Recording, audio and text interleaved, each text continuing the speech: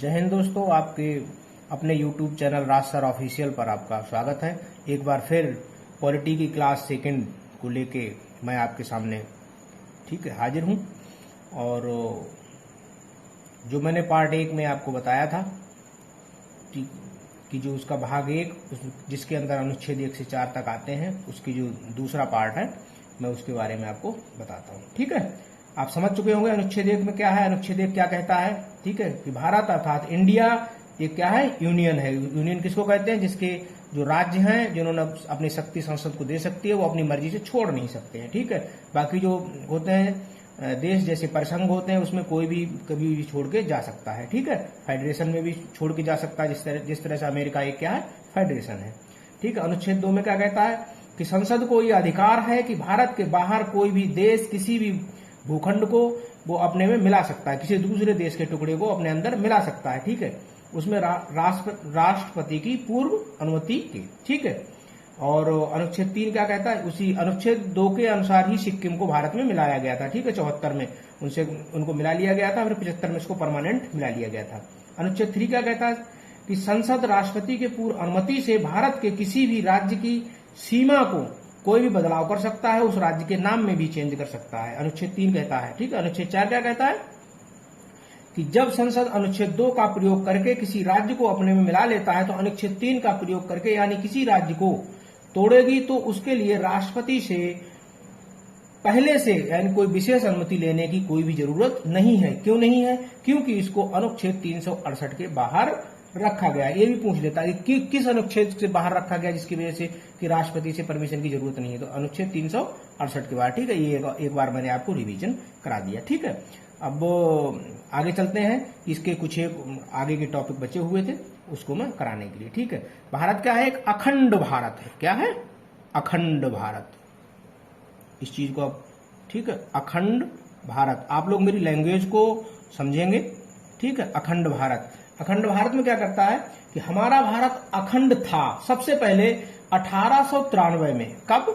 1893 में क्या हुआ? 1893 में डूरंड लाइन खिंच गई थी और अफगानिस्तान अलग हो गया। ये अखंड भारत का पहला टुकड़ा था। 1893 में कौन हो गया था? अफगानिस्तान। ठीक है, अफगानिस्तान क्या हो गया था? अलग हो गया था। ठीक है, वो भी एक अखंड भारत का ही टुकड़ा था। ठीक है, पहला टुकड़ा। ये क्या हुआ? पहला टुकड़ा अखंड भारत का अफगानिस्तान के रूप में 1893 में टूटा। ठीक है, अब चलते हैं अखंड भारत का दूसरा टुकड़ा। ये पहला टुकड़ा था। अखंड भारत का दूसरा टुकड़ा कब टूटा? 1935 में। ठीक है, 1935 में म्यांमार बर्मा से अलग हो गया। ठीक है, दूसरा टुकड़ा 1935 में म्यांमार, जो अब इस समय क्या है? म्यांमार, जो पहले क्या होता था? बर्मा होता था। ठीक है, ये दूसरा टुकड़ा उस समय अलग हो गया था। इसके बाद नंबर 3 पे फिर चलते हैं। अखंड भारत का तीसरा टुकड़ा 1947 में पाकिस्तान के रूप में, ठीक है, विभाजन हो गया। मुस्लिम जनसंख्या पर हुआ था। एक और पूर्वी पाकिस्तान और एक पश्चिमी पाकिस्तान हो गया। बाद में पूर्वी पाकिस्तान बांग्लादेश बन गया और पश्चिमी पाकिस्तान, ठीक है, जो कि पाकिस्तान आज भी है। ठीक है, बाद में पूर्वी पाकिस्तान बांग्लादेश बन गया, जिसके बीच में कौन सी लाइन खींची? रेड क्लिफ रेखा, जो भारत पाकिस्तान को अलग करती है। याद रखना है, रेड क्लिफ लाइन जो है भारत और पाकिस्तान को अलग करती है। और भारत बांग्लादेश के बीच जो बॉर्डर है उसको जीरो लाइन कहा जाता है। ये बातें आपने याद रखनी है। ठीक है, अफगानिस्तान और भारत के बीच में कौन सी लाइन है? डूरंड लाइन, इसको याद रखना है। भारत और पाकिस्तान के बीच में कौन सी लाइन है? Red Cliff line. और भारत और जो हमारा इस समय बांग्लादेश है उसके बीच में कौन सी लाइन है? उसको जीरो लाइन। ये क्वेश्चन पूछ लेता है। ठीक है, तो 1947 में पाकिस्तान के रूप में हमारा तीसरा, ठीक है, पाकिस्तान के रूप में हमारा तीसरा अखंड भारत का तीसरा टुकड़ा टूटा था। ठीक है, और पाकिस्तान उस समय 2 पाकिस्तान टूटे थे, पश्चिमी पाकिस्तान और पूर्वी पाकिस्तान। बाद में जो पूर्वी पाकिस्तान था उसको क्या बोला गया? बांग्लादेश बोला गया। ठीक है, अब अंग्रेजों ने देशी रियासत को 3 विकल्प दिए थे। भाई उस समय जब अंग्रेज हमारे देश में थे तो उन्होंने जो जितनी भी रियासतें थी उनको 3 ऑप्शन दिए थे।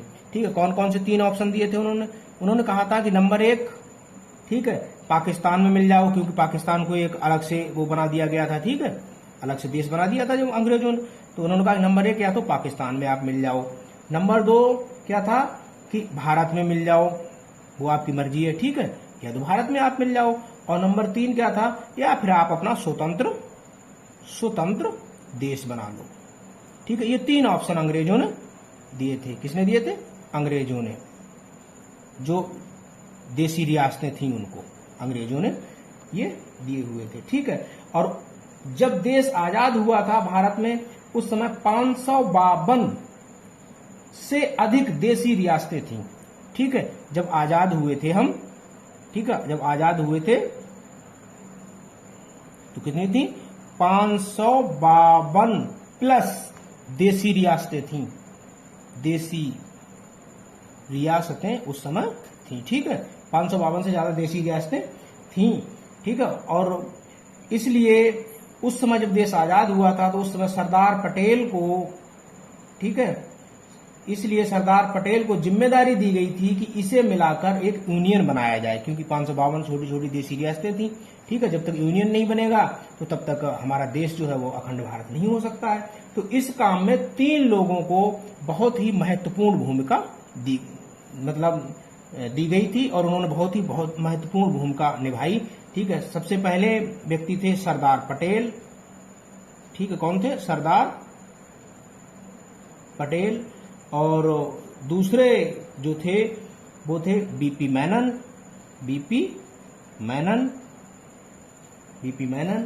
और तीसरे जो थे जिन्होंने भूमिका निभाई उस समय वो थे लॉर्ड माउंटबेटन। ये एक अंग्रेज थे, लॉर्ड माउंटबेटन। ठीक है, लॉर्ड माउंटबेटन ये तीसरे व्यक्ति थे। ठीक है, इन लोगों ने सभी राज्यों को भारत में विलय करा दिया, किंतु 3 मतलब सबसे जो 552 देसी रियासतें थी, सबके जो छोटे छोटे जो राजा थे उनसे सबसे कहा गया, सारे ही लोग मान गए। ठीक है, और उन्होंने अपना विलय कर लिया भारत के अंदर। ठीक है, लेकिन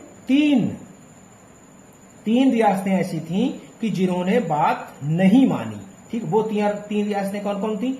नंबर 1 था हैदराबाद के निजाम को पाकिस्तान में मिलाना चाहते थे, किंतु सरदार पटेल ने, ठीक है, हैदराबाद के जो निजाम थे वो मुस्लिम थे, और वो मुस्लिम पाकिस्तान के साथ मिलना चाहते थे। ठीक है, तो ये बहुत बड़ी एक जिम्मेदारी थी सरदार पटेल के पास, और सरदार पटेल चाहते थे कि हैदराबाद, क्योंकि ये हैदराबाद हमारे बीच में आता है, इंडिया के नक्शे में आपने देखा होगा बीच में आता है। अब पाकिस्तान से अगर मिलाया जाएगा तो कितना दोनों में बहुत वो है, तो इसलिए ये बहुत बड़ी जिम्मेदारी थी और उसमें बहुत बड़ा जिम्मा था। ठीक है, किस तरह से इस हैदराबाद को मिलाया जाए।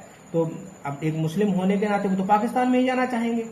ठीक है, तो उस समय क्या किया गया, इनके ऊपर दबाव बनाया गया, और ये जब आसानी से नहीं माने तो क्या किया, उस समय सरदार पटेल ने कि जो भारतीय सेना थी उस भारतीय सेना को पुलिस की वर्दी पहना के, क्योंकि सेना तो भाई इंटरनली लड़ाई लड़ नहीं सकती है, लेकिन पुलिस लड़ सकती है, क्योंकि पुलिस जो है वो इंटरनली फोर्स, वो आंतरिक मामलों को ही उसके लिए होती है। ठीक है, सुलझाने के लिए होती है। तो सरदार पटेल ने इतना दिमाग लगाया और भारतीय सेना को वर्दी पहना दी, किसकी? पुलिस की।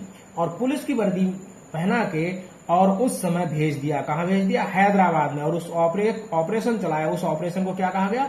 ऑपरेशन पोलो। ऑपरेशन पोलो के तहत क्या किया गया? हैदराबाद को 17 सितंबर, ठीक है, ऑपरेशन पोलो आप लोगों ने याद रखना है।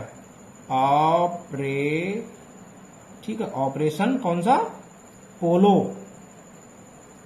ऑपरेशन पोलो किसके द्वारा चलाया गया? सरदार पटेल के द्वारा चलाया गया। ठीक है, सरदार पटेल के द्वारा चलाया गया। और ऑपरेशन पोलो कब, डेट क्या थी उसकी? 17 सितंबर 1948। ठीक है, ऑपरेशन पोलो के तहत किसको मिला लिया गया? हैदराबाद को। किसको? हैदराबाद को मिला लिया गया। किसमें? अखंड भारत में मिला लिया गया। ठीक है, ये आपने याद रखना है। अब दूसरा एक था कौन सा था दूसरा?